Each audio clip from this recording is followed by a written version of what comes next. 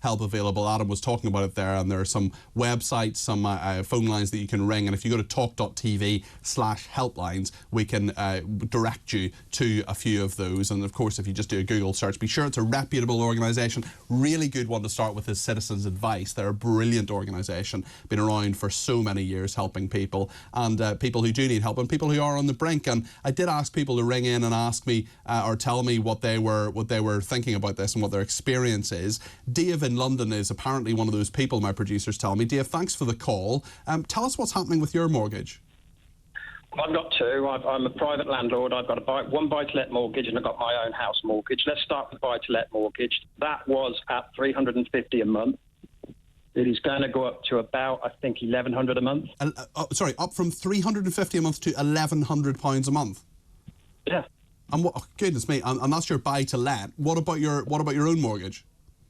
The other mortgage is an offset mortgage. What's happening now is I'm having to dig into my savings. So every month as I'm digging into my savings, that is now feeding through. So I think that'll go up to about $2,200 a month.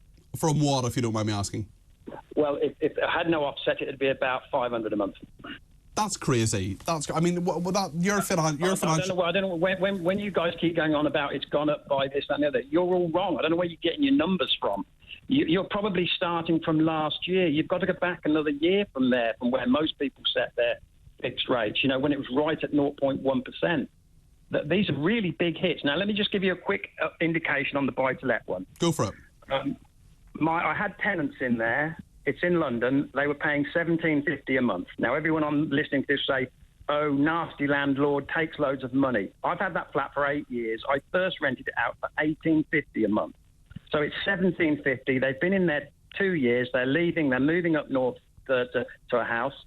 The agent put that property back on at $1,950 a month. They wanted to go higher. I said, no, $1,950 is not being greedy. 22 offers in 4 days. Wow. They took it off the market in 4 days. 22 offers, all at or above $1,950. Many offering 6 months in advance. In the end, they'd pay sort of six months rent up front. 6 months rent up front, just to put them. If you've got 22 other people on offering, you've got to demonstrate you can do something. You're talking about people saying, here is £12,000. I am paying $6,000, and that's what you've got to do to get a flat in London. The couple I have now taken on, I could have held them to months in advance. Dave, we just lost you briefly there. Dave, sorry to interrupt you. We just lost you briefly there. You could have held them. I could have held them to their offer of 6 months in advance, as well as the $1,950. Yeah. In fact, they offered over $2,000 for it. Yeah. I took $1,950 and I said, you don't have to pay 6 months in advance. I've never had that before. I don't want to do that. I just wanted good tenants. They look to me like they're good tenants, so I've taken them on. Now, here's the next problem. They wanted 3 years, and I don't blame them.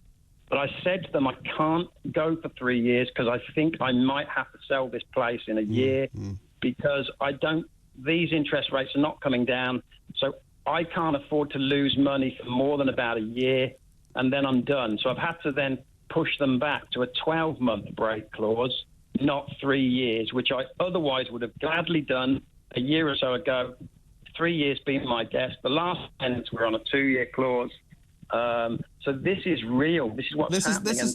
Dave, this is, I'm just astonished by what you're telling me. This is just, you've given me the facts, but what's your opinion? This is crackers, isn't it?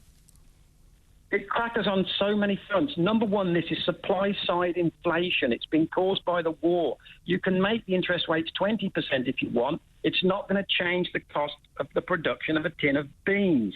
And inflation is not about the total demand. It's just a basket of prices. It's insane for that reason. The other reason it's insane is only 35% of the population has a mortgage. So what we're saying is let's dampen demand. Why? Because it's supply side anyway, but let's go with the dampening of demand argument. How can you dampen demand if you're just hammering 35% of people? Yeah. The other 65% will say, I'm not impacted. I don't care.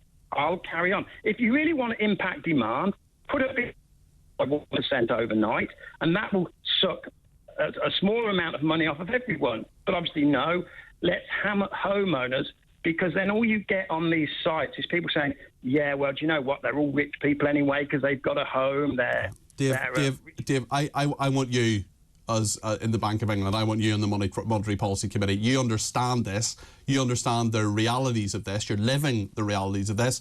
And you just have a grip on it in a way that so many people in power don't appear to. Dave in London, thank you for that call. That was just absolutely fascinating and kind of horrifying at the same time. What's your reaction to it? 0344 499 1000. We're going to talk about the Titanic subcrew believed to have died instantly in that catastrophic implosion next here on TalkTV.